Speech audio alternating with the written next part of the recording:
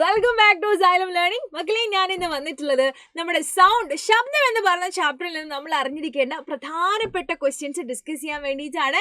നമുക്കറിയാം, ഇനിയുള്ള ആനുവൽ എക്സാമിന് നമുക്ക് കംപ്ലീറ്റ് ആയിട്ട് പഠിക്കേണ്ട ഒരു ചാപ്റ്ററാണ് sound.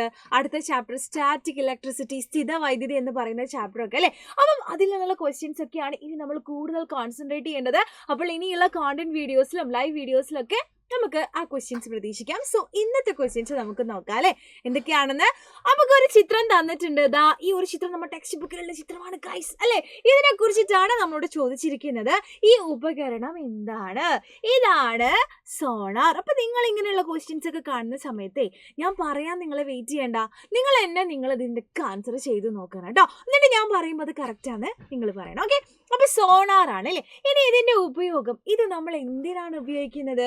To measure the depth of ocean അല്ലെ, സമുദ്രത്തിന്റെ ആഴം അളക്കാൻ വേണ്ടിയിട്ടാണ് നമ്മൾ ഈ ഉപകരണം ഉപയോഗിക്കുന്നത്. അപ്പൊ അത് മറന്നു പോകരുത്, ഇമ്പോർട്ടൻ്റ് ആണ്. ഇനി അടുത്ത ക്വസ്റ്റ്യൻ ആണ്, what kind of waves are used in it? ഇതില് നമ്മൾ ഏത് തരം തരംഗമാണ് ഉപയോഗിക്കുന്നത്? ഇതും ഇമ്പോർട്ടൻ്റ് ആണ്. ഏതാണ്? അൾട്രാസോണിക് തരംഗമാണ് നമ്മൾ ഉപയോഗിക്കുന്നത് അല്ലെ. അൾട്രാസോണിക് വേവ്സ് ആണ് നമ്മൾ ഇതിൽ ഉപയോഗിക്കുന്നത്. അപ്പൊ എന്ത് ചെയ്യരുത്, ഈ ക്വസ്റ്റ്യൻ ഒരിക്കലും മറന്നു പോകരുത്. ഇപ്പൊ തന്നെ നോട്ട് ചെയ്ത് വെച്ചോ, ഇമ്പോർട്ടൻ്റ് ആണ് കേട്ടോ. വെരി വെരി ഇമ്പോർട്ടൻ്റ് എന്നൊക്കെ പറയല്ലോ, അതുപോലെയാണ്. ഓക്കെ, അപ്പൊ നമുക്ക് അടുത്ത ക്വസ്റ്റ്യനിലോട്ട് പോവാം. അൾട്രാസോണിക് ശബ്ദം, ഇൻഫ്രാസോണിക് ശബ്ദം എന്നൊക്കെ നിങ്ങൾ പറയുന്നുണ്ട്. ഇത് എന്താണ് സംഭവം? ഇത് എന്താണെന്ന് പറയാനാണ് പറഞ്ഞിരിക്കുന്നത്. 2 മാർക്കിന്റെ ക്വസ്റ്റ്യനാണ്. നമ്മൾ എങ്ങനെ എഴുതും? നമുക്കറിയാം അല്ലേ, നമ്മുടെ മനുഷ്യന്മാർക്ക് ഒരു ഓഡിബിൾ റേഞ്ച് ഉണ്ട് അല്ലേ, നമുക്ക് കേൾക്കാൻ പറ്റുന്ന ഒരു റേഞ്ച് ഉണ്ട് അല്ലേ. അത് ഏത് റേഞ്ചാണ് നമ്മൾ പറയാ? ഫ്രീക്വൻസിന്റെ ഒരു റേഞ്ചിലാണ് നമ്മളത് പറയാറ് അല്ലേ. 20 ഹെഡ്സിന്റെയും 20,000 ഹെഡ്സിന്റെയും ഇടയിൽ ഉള്ള സൗണ്ട് മാത്രമേ നമുക്ക് കേൾക്കാൻ പറ്റുള്ളൂ അല്ലേ. എന്താ 20ഉം 20,000 എന്നൊക്കെ പറഞ്ഞാൽ അത്രയും ഫ്രീക്വൻസിയിലുള്ള സൗണ്ടുകൾ മാത്രമാണ് നമുക്ക് കേൾക്കാൻ പറ്റുക അല്ലേ. ഇത് മാത്രം നമുക്ക് കേൾക്കുക അല്ലേ. അപ്പം ഇതിന് താഴെയുള്ള സൗണ്ട്, 20 ഹെഡ്സിന് താഴെയുള്ള സൗണ്ട് നമുക്ക് കേൾക്കാൻ പറ്റുമോ? പറ്റൂല. പക്ഷേ ഡോഗ്സിന് അതുപോലെ തന്നെ പ്രാവുകൾക്കൊക്കെ എന്ത് ചെയ്യാൻ പറ്റും? ഈ സൗണ്ട് കേൾക്കാൻ പറ്റും. ചില ആനിമൽസിനും ബേർഡ്സിനും ഒക്കെ ഈ സൗണ്ട് കേൾക്കാൻ പറ്റും. അങ്ങനെ 20 ഹെഡ്സിൽ താഴെയുള്ള സൗണ്ടിനെ, 20 ഹെഡ്സ് ഫ്രീക്വൻസിയിൽ താഴെയുള്ള സൗണ്ടിനെയാണ് നമ്മൾ ഇൻഫ്രാസോണിക് ശബ്ദം അല്ലെങ്കിൽ ഇൻഫ്രാസോണിക് സൗണ്ട് എന്ന് പറയുന്നത്. സെറ്റാണല്ലോ. ഇനി അതുപോലെ തന്നെ 20,000 ഹെഡ്സിന് മുകളിലുള്ള സൗണ്ട് നമുക്ക് കേൾക്കാനേ പറ്റില്ല, ആലോചിക്കേ വേണ്ട അല്ലേ. അപ്പം അതൊക്കെ കേൾക്കാൻ വേറെ നമ്മളല്ലാത്ത ഒരുപാട് ആനിമൽസിനും ബേർഡ്സിനൊക്കെ എന്ത് ചെയ്യാൻ പറ്റും? അത് കഴിയും.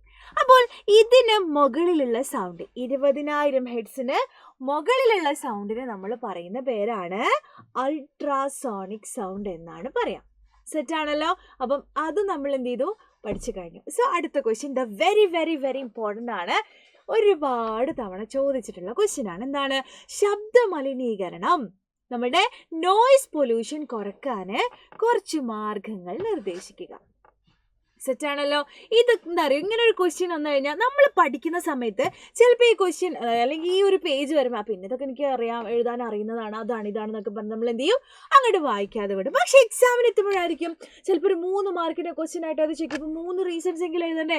അവിടെ ഇരുന്ന് നമ്മൾ അങ്ങോട്ട് ആലോചിച്ചിട്ട് ആകെ ടെൻഷനാവും. ചിലപ്പോൾ നമുക്ക് എഴുതാൻ കിട്ടൂല, ചിലപ്പോൾ നമുക്ക് എഴുതാൻ കിട്ടാം, പക്ഷെ ഒരുപാട് സമയം നമ്മൾ ആലോചിച്ച് കളയും. നമുക്കറിയാം, സയൻസിന്റെ എക്സാം വെറും ഫിസിക്സ് മാത്രം ഇരുന്ന് എഴുതിയാൽ മതിയോ? പോരാ, അതിൻ്റെ കൂടെ നമുക്ക് ബയോളജിയും കെമിസ്ട്രി ഒക്കെ ഉണ്ട് അല്ലേ. അപ്പോൾ സമയമൊക്കെ വളരെ ഇമ്പോർട്ടൻ്റ് ആണ്. അപ്പോൾ ഇതുപോലെയുള്ള പോയിന്റുകൾ അറ്റ്ലീസ്റ്റ് 3 എണ്ണമെങ്കിലും നന്നായിട്ട് മനസ്സിൽ ഉറപ്പിച്ചിട്ട് വേണം എക്സാമിന് പോകാൻ. അപ്പോൾ സെറ്റാണല്ലോ. അപ്പോൾ ഞാനിവിടെ ഒരുപാട് എക്സാമ്പിൾസ് കൊടുത്തിട്ടുണ്ട്. ഇംഗ്ലീഷ് മീഡിയത്തിന് ഇത് എഴുതാം, മലയാളം മീഡിയം അതിൻ്റെ തന്നെ മലയാളം ഉണ്ട്, പിന്നെ എന്തൊക്കെയാണ് ഒരുപാട് റീസൺസ് ഇവിടെ എഴുതിയിട്ടുണ്ട് കേട്ടോ. അപ്പം നിങ്ങൾ ചെയ്യേണ്ട കാര്യം, ഇത് ജസ്റ്റ് ഒന്ന് വായിച്ചു നോക്കുക. ഇംഗ്ലീഷ്, അതിൻ്റെ മലയാളം, വീണ്ടും ഇതിൽ നിന്നും ഒറ്റൊന്ന് നിങ്ങളുടെ മനസ്സിൽ ശബ്ദമലിനീകരണം കുറയ്ക്കാൻ അല്ലെങ്കിൽ നോയ്സ് പൊല്യൂഷൻ കുറയ്ക്കാൻ അത് പറയുമ്പോൾ നിങ്ങളുടെ മനസ്സിൽ വരുന്ന ഒരൊറ്റ എക്സാമ്പിൾ എന്ത് ചെയ്യണം? താഴെ കമൻറ്റ് ബോക്സിൽ എഴുതണം കേട്ടോ. ഓക്കെ, അപ്പോൾ ഇപ്പോൾ തന്നെ എന്ത് ചെയ്യുക? നമ്മൾ പറയുന്ന കാര്യങ്ങളൊക്കെ സീരിയസ് ആയിട്ട് എടുക്കണം കേട്ടോ, വെറുതെ പറയല്ല. നിങ്ങൾ ഇത് എഴുതുന്നതോട് കൂടി ആ ഒരു റീസൺ എന്ത് ചെയ്യും നിങ്ങളുടെ മനസ്സിൽ ഉറപ്പായിക്കോളും. അപ്പോൾ എക്സാമിന് എന്തായാലും അത് കിട്ടും. പിന്നെ ബാക്കി 2 പഠിച്ചാൽ പോരെ. ഓക്കെ, സെറ്റ് ആണല്ലോ. ഒരു എക്സാമ്പിൾ ഞാനിപ്പോൾ പറയാം അല്ലേ. എന്താണ്, ധാരാളം മരങ്ങൾ വെച്ച് പിടിപ്പിക്കുക. എന്താ മരങ്ങൾക്കൊരു പ്രത്യേകതയുണ്ട് അല്ലെ, ഒരുപാട് അൺവാണ്ടഡ് ആയിട്ടുള്ള സൗണ്ടുകൾ, അതാണല്ലോ നോയ്സ് അല്ലേ. ഒരുപാട് ഇടങ്ങാറുണ്ടാക്കുന്ന സൗണ്ട് എന്നൊക്കെ പറയില്ലേ, ഒരു രസമില്ലാത്ത അൺപ്ലസൻറ്റ് സൗണ്ടുകളൊക്കെ എന്ത് ചെയ്യും ഇതിങ്ങനെ അല്ലെ, സൗണ്ടുകളൊക്കെ അബ്സോർബ് ചെയ്യാനുള്ളൊരു കഴിവ് ആർക്കുണ്ട്, മരങ്ങൾക്കുണ്ട്. അപ്പോൾ ധാരാളം മരങ്ങൾ വെച്ച് പിടിപ്പിക്കുക. അങ്ങനെ നിങ്ങളുടെ മനസ്സിൽ തോന്നുന്ന ഇതിൽ നിന്ന് ഏത് എക്സാമ്പിളും നിങ്ങൾക്ക് ചൂസ് ചെയ്യാം. ഞാൻ പറഞ്ഞത് വേണമെങ്കിലും നിങ്ങൾക്ക് ചൂസ് ചെയ്യാം. അപ്പോൾ അത് കമൻ്റ് ആയിട്ട് അറിയിക്കുക കേട്ടോ. അപ്പോൾ താങ്ക് യു സോ മച്ച്. ഇനി ഏതെങ്കിലും ടോപ്പിക്ക് നിങ്ങൾക്ക് വേണമെന്നുണ്ടെങ്കിൽ താഴെ കമൻറ്റ് ചെയ്യാൻ മറക്കല്ലേ കേട്ടോ. Okay, by.